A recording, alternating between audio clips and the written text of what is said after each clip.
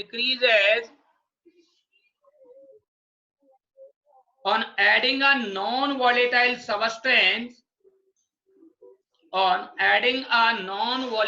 substance in a solvent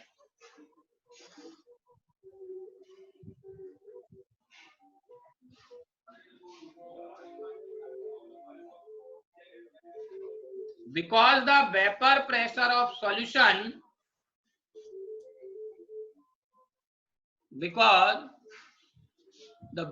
pressure of solution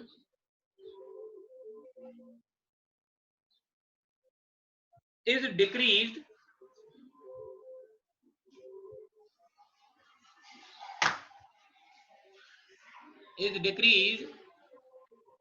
and the vapor pressure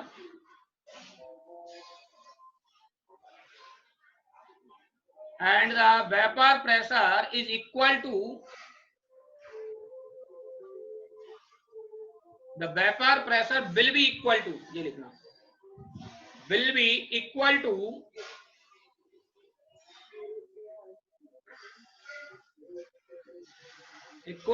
vapor pressure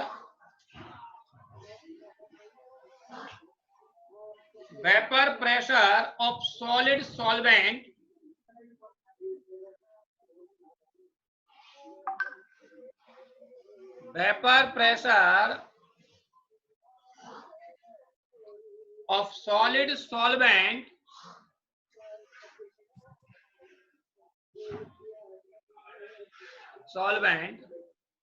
at low temperature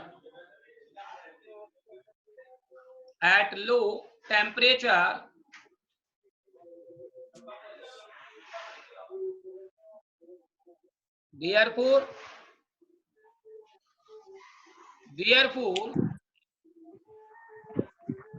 the freezing point of solution therefore the freezing point of solution will be lower than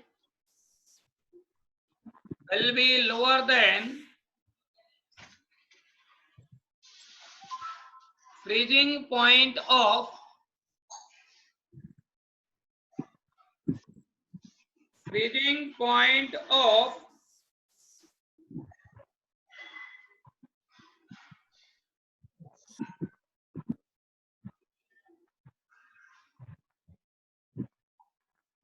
point of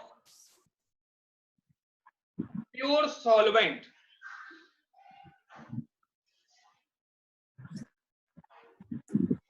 Freezing point of pure solvent and the difference in freezing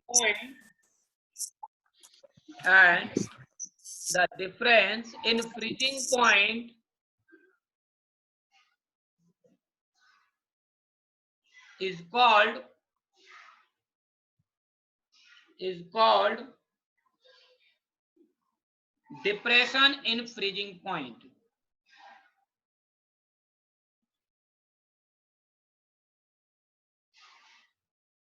is called depression in freezing point.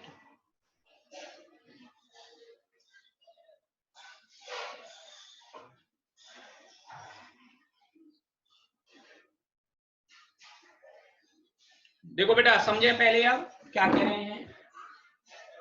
आपसे कह रहे हैं कि यहां हमें vapour pressure solid के equal करना है जो हमने उसमें घोला है, डिसॉल्व किया है, और सॉलिड का वेपर प्रेशर और कम होता है, तो हमें उस वेपर प्रेशर को किसके इक्वल करना है, सॉलिड के इक्वल करना है। यानी कि अब हमें उल्टा काम करना है कि पी नॉट को पीएस के बराबर करना है, और जब पी नॉट को पीएस के बराबर हम करेंगे तो टेम्परेचर डिक्रीज होगा और उसी को हम क्या कहेंगे, depression in freezing point.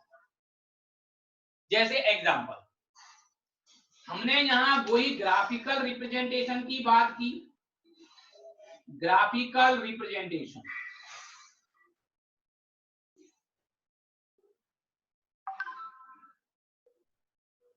Graphical representation क्या होगा कि वही कंडीशन पहले की तरह, यहाँ हमने टेम्परेचर ले लिया और यहाँ हमने क्या ले लिया, वेपर प्रेशर। वही कंडीशन के एक सॉल्वेंट के लिए और एक किसके लिए ले लिया, सॉल्यूशन के लिए। हमने माना कि सबसे पहले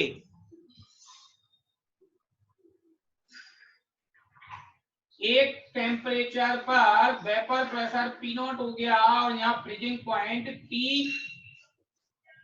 एफ हो गया, टी एफ के लिए। अब हम बात करें कि जब हमने इसमें सॉलिड मिला दिया तो वेपर प्रेशर डिक्रीज हो गया, कितना हो गया, पीएस। अब हमें पहले से वर्किंग करनी है, यानी कि इस वेपर प्रेशर को पी नॉट से पीएस तक लाना है, लिक्विड को सॉलिड के बराबर। कंडीशन देखें, सॉलिड किसमें है, सॉल्यूशन में। हमने डेफिनेशन क्या कहा था कि वेपर प्रेशर सेम हो जाना चाहिए। तो वेपर प्रेशर हमें पी नॉट से कितना करना है, पीएस, और पी नॉट से पीएस करने के लिए हम इसको नीचे लेके जाते हैं, उल्टा पीछे की तरफ। भाई हम जब इसको पीछे की तरफ लाएंगे तो इसका वेपर प्रेशर इस पॉइंट पर और इस टेम्परेचर पर किसके बराबर हो जाएगा, पीएस के बराबर हो जाएगा। और ये क्या हो गया, डेल्टा टी एफ। यानी कि यदि मैं आपसे कहूं freezing point of solvent T F और freezing point of solution T S, तो depression in freezing point delta T F और डेल्टा टी एफ हमेशा ज्यादा होगा टी एस से। तो delta T F equal to क्या होगा, T F minus T S. हाँ जी बोले बेटा, बात क्लियर हुई या नहीं हुई।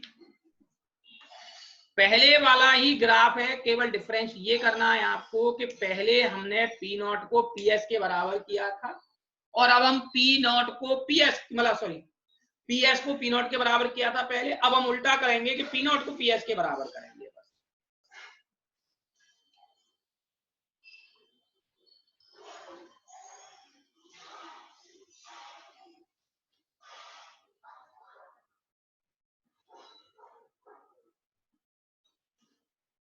आप लोगों ने शायद कल वाली डेरिवेशन कर ली होगी।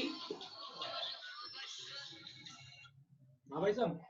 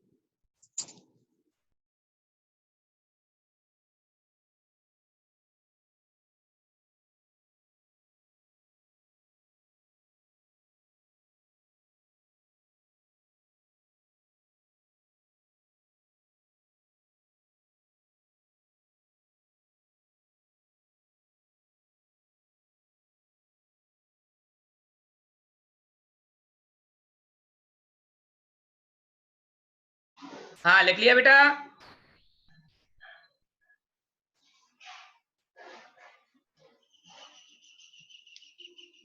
लिख लिया?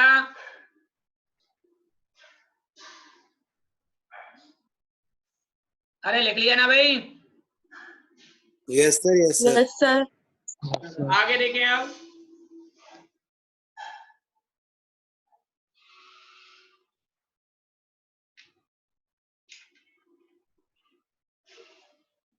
देखो बेटा, इसके बाद यदि अपन देखें इसमें, तो नेक्स्ट अपना पोर्शन इसमें आता है कि कल आपने डेरिवेशन जो आपको दी थी, तो आपने रिजल्ट निकाला होगा delta TF equal to M into के एफ।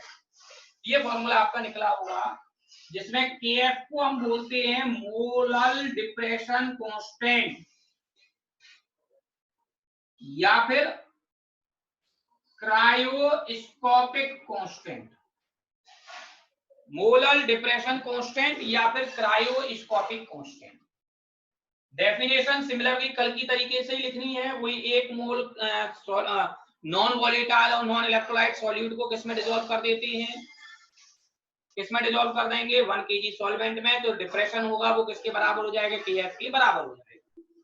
यूनिट इसकी वही कल वाली के पर एम या फिर केल्विन केजी मोल इनवर्स, दोनों ही यूनिट्स हैं, वो एक सेम कंडीशन है।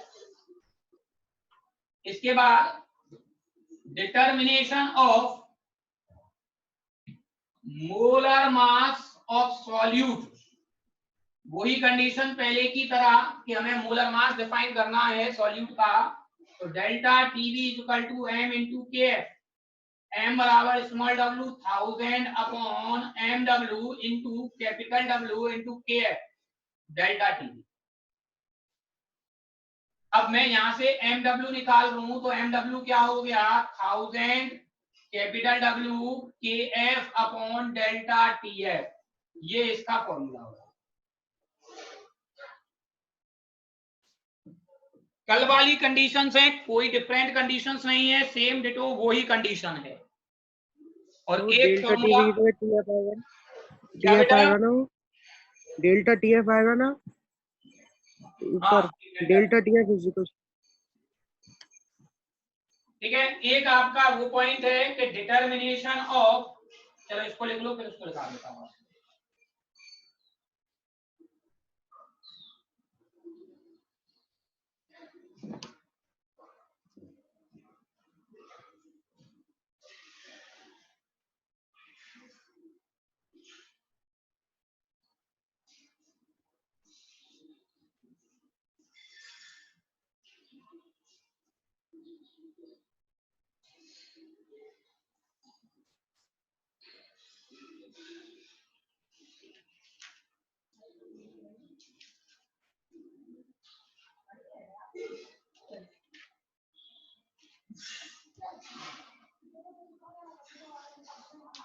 हाँ जी, लिख लिया होगा शायद? नहीं लिखा सर। यस सर लिख लिया।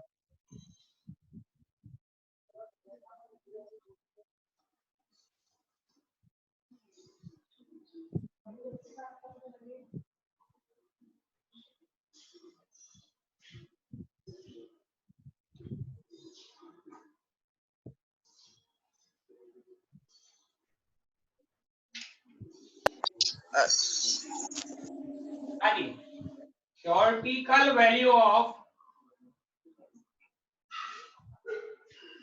केएफ, केएफ की थ्योरेटिकल वैल्यू क्या होगी, KF equal to M W R T F square 1000 delta H F. वही condition, M W molar mass of solvent, R gas constant, TF freezing point of solvent, delta HF molar fusion enthalpy of solvent।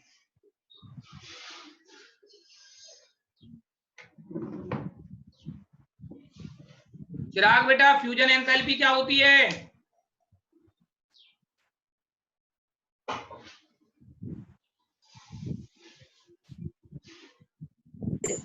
क्या sir?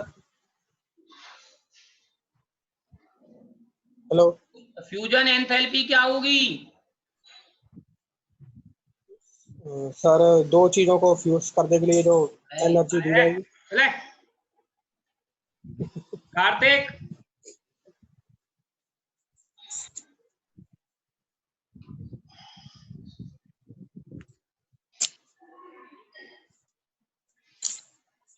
कृतिक,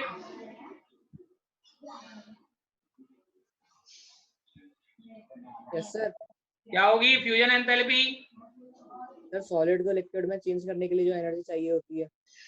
कनिष्का, क्या होगी बेटा?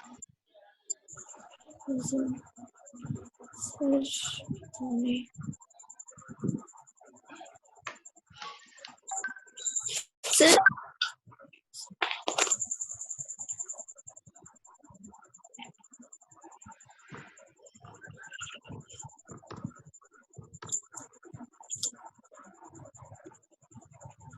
हाँ भाई, क्या होगी जो अभी बता रहा था कृतिक ने कि 1 मोल सॉलिड को कंप्लीटली लिक्विड में कन्वर्ट करने के लिए रिक्वायर्ड एनर्जी क्या कहलाती है? क्या कहलाएगी? Molar fusion enthalpy. अरे भाई, किसी और बच्चे को स्क्रीन नहीं दिख रही क्या? केवल एक गौरांग को ही नहीं दिख रही है? वो आंध्रा है सर। अच्छा, वो आंध्रा तेरी तरह ही है, वो भी है ना? अरे और किसी को प्रॉब्लम आ रही है क्या स्क्रीन में बेटा? No sir. No sir.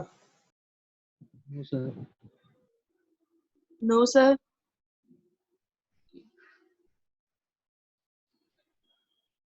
चलें, लिख दिया बेटा ये?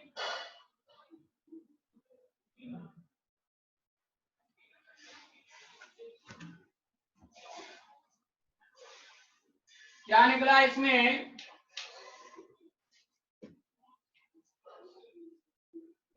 Note the value of kV and kf depend upon the nature of solvent. kf और kV की वैल्यू किस पर डिपेंड करेगी? नेचर पर डिपेंड करेगी। किसके नेचर पर? सॉल्वेंट के नेचर पर डिपेंड करेगी। क्लियर भाई? लिखें फटाफट इसको अब, उसके बाद न्यूमेरिकल।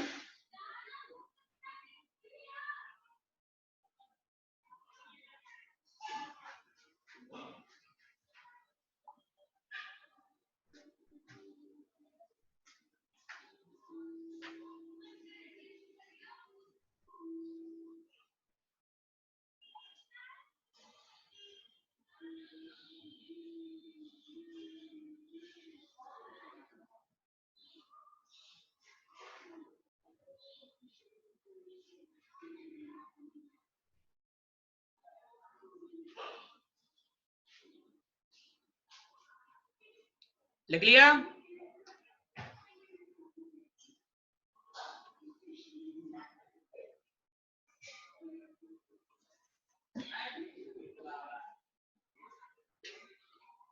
चलो देखें एक numerical.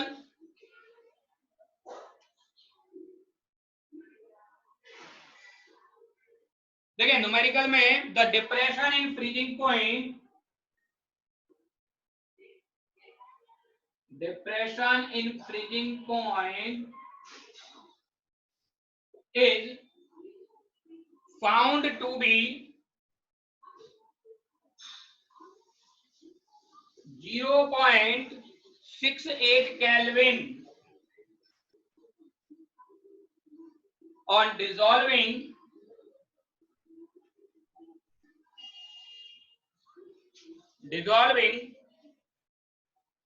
25.6 gram sulfur in 1000 gram of naphthalene.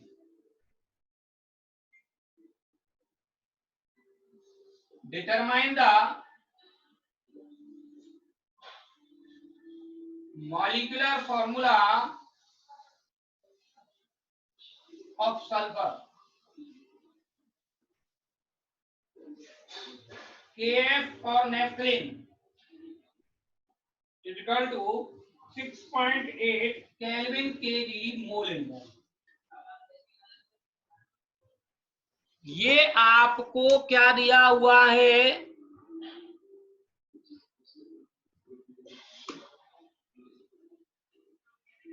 हाँ जी, आपको न्यूमेरिकल दिया हुआ है। इस न्यूमेरिकल में आपको क्या निकालना है? सल्फर का मॉलिक्यूलर फॉर्मूला निकालना है। क्लियर?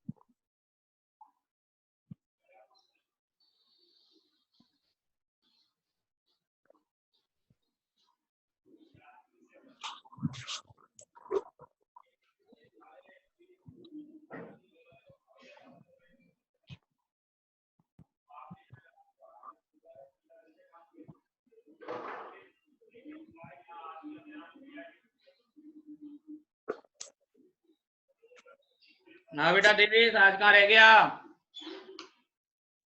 अरे सर आज नींद आ गई थी, आज सो रहा था। अरे यार, चलो ठीक है। हाँ बेटा, अभी आपने कितना करा दिया? ये फ्रीजिंग पॉइंट कंप्लीट हो गया, बस इसका न्यूमेरिकल चल रहा है। ये न्यूमेरिकल लिखा है, वो तो फोटो ओके सर, ऊपर कोई दिक्कत नहीं है। Okay sir. बच्चे लेट ही आए हैं आज, ज्यादातर सोने ही लग रहे हैं आज। सर हाँ बेटा, सर फॉर्मूले की जगह वेट आएगा कि मॉलिक्यूलर फॉर्मूला ऑफ सल्फर की जगह सल्फर की जगह? मॉलिक्यूलर फॉर्मूला आएगा बेटा, वेट नहीं आएगा। वेट क्यों पूछेंगे बेटा? वेट पूछेंगे तो वेट तो मॉलिक्यूलर वेट पर बता ही देंगे, सीधा सीधा सा एटॉमिक वेट। भाई सल्फर तो बोले ना। अच्छा ठीक है।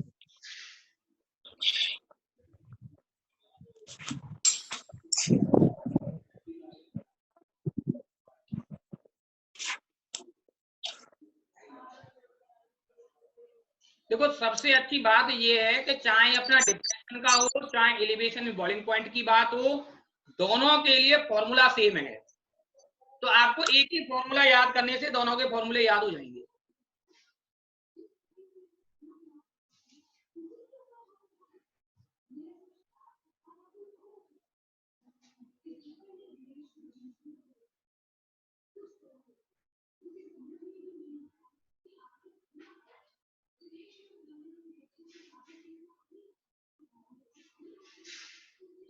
चलो देखे बेटा, सॉल्व करते हैं इसको। देखो सबसे पहले आप इसमें सिंबल्स जो लिखे हुए हैं, जो वैल्यूज दी हैं, उनकी मैं मतलब को लिख रहा हूं। डेल्टा टीएफ आपको दिया हुआ है, और कितना दिया है डेल्टा टीएफ? डेल्टा टीएफ कितना दिया? 0.68 केल्विन। उसके बाद आपको स्मॉल डब्ल्यू दिया हुआ है 25.6 ग्राम। कैपिटल डब्ल्यू दे रखा है 1000 ग्राम। क्लियर? और इसके बाद आपको दिया हुआ है के F 6.8 kelvin KG mole inverse, ये आपको दिया। अब यदि मैं यहाँ सॉल्यूशन में देखूं तो डेल्टा टी एफ बराबर होता है एम इंटू के F, small W into 1000 upon capital W into के F. Small W 25.6, 0.68, 1000, M W निकालना है हमें, और ये कितना दिया हुआ है? 1000 इंटू 6.8, ये देखो यहां से ये कट गया, इसको यहां से काटेंगे तो 10 टाइम्स आएगा, तो MW बराबर कितना हो गया 256 ग्राम पर मोल।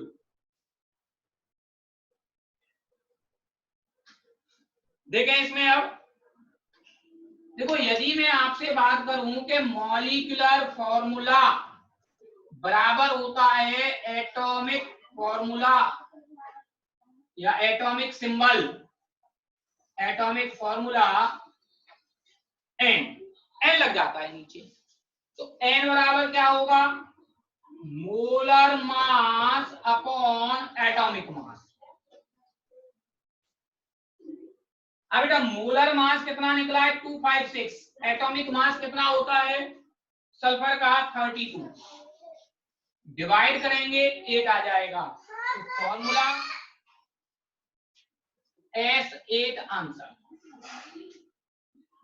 फॉर्मूला क्या हो जाएगा S8 हो जाएगा, जिसके बेसिस पर हम इसको डिफाइन करेंगे। बात क्लियर हुई बेटा? Yes sir. तो हमें यहाँ इस तरीके से फॉर्मूला निकालना है, ये निकालेंगे मोलर मास ही पहले, लेकिन मोलर मास से फिर n की वैल्यू निकाल के उसका फॉर्मूला निकाल लेंगे।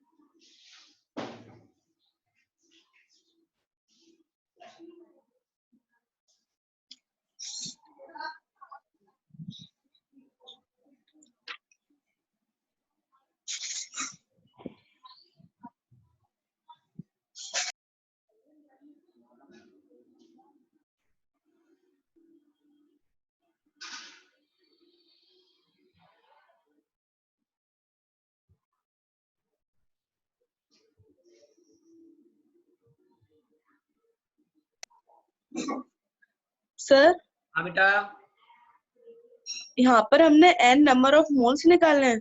नहीं, n number of atoms in molecule. देखो जैसे मैंने आपसे कहा कि हाइड्रोजन का मॉलिक्यूलर फॉर्मूला क्या होता है बेटा सर H2, हाइड्रोजन का क्या हो जाएगा यस सर तो ये H2 2 जो लिखा हुआ है ये हमने यहाँ n माना है, यस सर ठीक है। तो ऐसी सल्फर Yes. में कितनी एटम्स अटैच होते हैं 8 एटम्स अटैच होते हैं, तब उसका मॉलिक्यूलर फॉर्मूला बनता है ये। तो सर यहाँ पे हम यूनिट मॉलिक्यूलर फॉर्मूला की बात कर रहे हैं। हाँ, यूनिट मॉलिक्यूलर फॉर्मूला जो है आपने Okay, ये sir. एम्पेरिकल फॉर्मूले में भी निकाला होगा, उसी तरीके से ये है। यस सर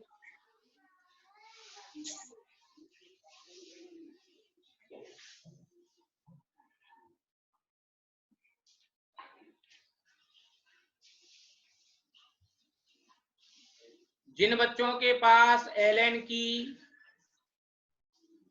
रेजोनेंस की या किसी की भी सीट हो वो उसको करना स्टार्ट कर दें, लेकिन सीट आप करोगे या तो नीट की या फिर आईआईटी मेंस की, एडवांस की नहीं करोगे।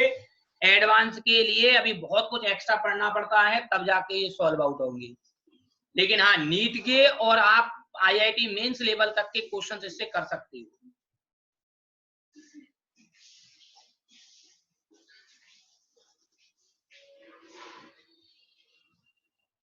आप पर यदि क्वेश्चंस नहीं आते हैं वो, तो आप मेरे को उसका फोटो खींच के ग्रुप में डाल दें, या ग्रुप में तो डाल ही नहीं सकते आप, ग्रुप की बजाय आप पर्सनल नंबर पर डालें, ठीक है। ग्रुप में केवल इसलिए आपको हटाया है मैसेज करने से, क्योंकि कुछ बच्चे एक्स्ट्रा मैसेज करते हैं बिना मतलब के। ये सर प्रत्येक है सर, प्रत्येक। अब वो कृतिक है कि वांछित है वो तो छोड़ बेटा,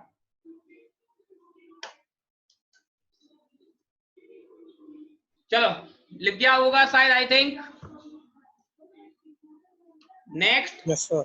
लास्ट कोलिगेटिव प्रॉपर्टी अपनी है ऑस्मोटिक प्रेशर।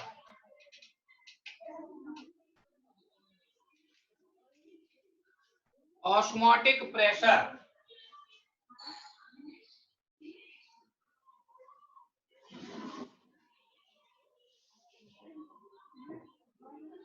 इंपॉर्टेंट है, और इंपॉर्टेंट इसलिए भी है क्योंकि आप ये माने कि बोर्ड में जब भी क्वेश्चन आता है तो वो ऑस्मोटिक प्रेशर से ही आता है।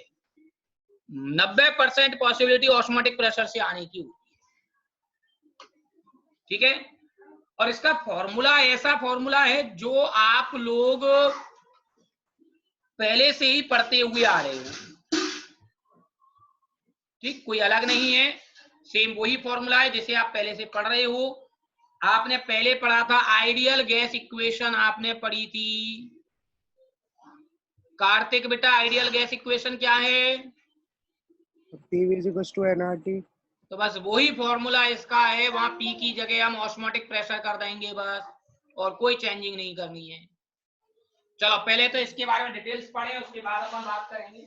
सबसे पहले ऑस्मोटिक प्रेशर पढ़ने से पहले हम पढ़ते हैं डिफ्यूजन, और एक तरफ मैं लिख लेता हूं ऑस्मोसिस। दो चीजें एक साथ लिखते हैं। पहला point, the process in which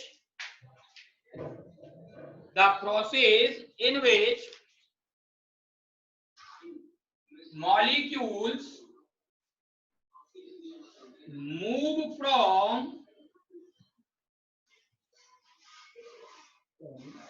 higher concentration to lower concentration is called diffusion। क्या होगा?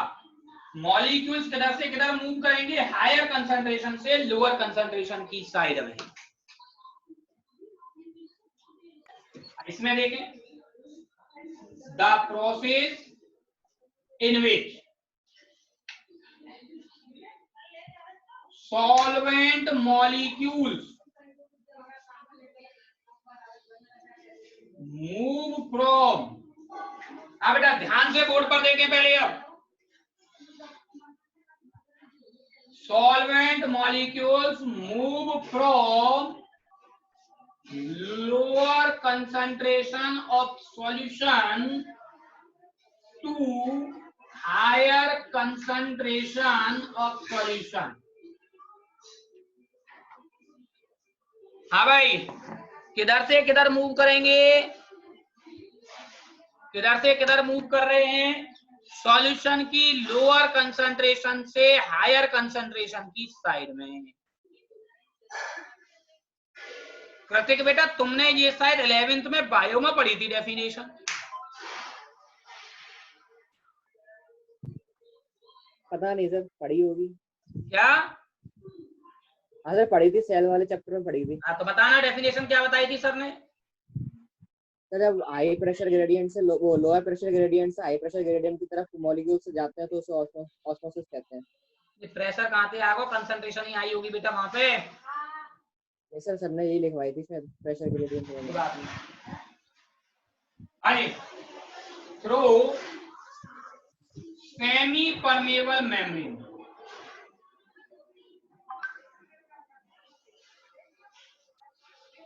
is called osmosis। सुनो बेटा पहले, अब ध्यान से दो तीन बातें देखो। पहली बात, यदि हम यहां पर देखें डिफ्यूजन में मॉलिक्यूल्स जनरली किसके होते हैं? सॉल्यूट के, जो मूव करते हैं। लेकिन इसमें किसके होते हैं? सॉल्वेंट के। फिक्स है कि सॉल्वेंट ही मूव करेगा। इसमें हायर कंसंट्रेशन से लोअर कंसंट्रेशन की तरफ जाएगा, जबकि इसमें लोअर कंसंट्रेशन से हायर कंसंट्रेशन। इसमें सेमी परमेबल मेम्ब्रेन नहीं होती, जबकि इसमें सेमी परमेबल मेम्ब्रेन होगी। ये तीन डिफरेंसेस यहां पर दोनों के बीच में है। देवेश बेटा आपने भी तो पढ़ी होगी वहां पर। इसकी डेफिनेशन यस सर। क्या बताई थी? सर हायर प्रेशर ग्रेडियंट से यहाँ सर लोअर प्रेशर ग्रेडियंट में जाना ही बताई थी सर। चलो आप सुने। अब देखो आपके लिए जो आपकी बायो की किताब ने दी है वो ये दी है, the process in which solvent molecules move from its higher concentration to low concentration. Word समझना, इट्स हायर कंसंट्रेशन, इट्स का मतलब किसकी हायर कंसंट्रेशन होनी चाहिए? सॉल्वेंट मॉलिक्यूल्स की। सॉल्वेंट मॉलिक्यूल्स की हायर कंसंट्रेशन से लोअर कंसंट्रेशन की तरफ जब वो मूव करेगा तो उसको हम क्या कहेंगे? ऑस्मोसिस। यानी कि यदि आप वाटर के रेस्पेक्ट में बात कर रहे हो तो ज्यादा पानी से कम पानी की तरफ मूव करेंगे, और सॉल्यूशन की तरफ रेस्पेक्ट में बात कर रहे हो तो लो कंसंट्रेशन से हायर कंसंट्रेशन की तरफ मूव करेंगे। तो आप डेफिनेशन को ध्यान से लिखना कि आप किसके रेस्पेक्ट में बात करें। ऐसा मत लिख देना कि lower concentration to higher concentration, पूरा लिखना है lower concentration of solution to higher concentration of solution. Clear?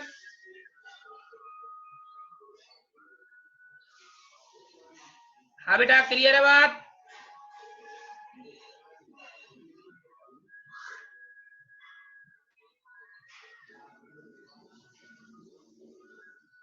Yes sir. लिख लिया बेटा ये?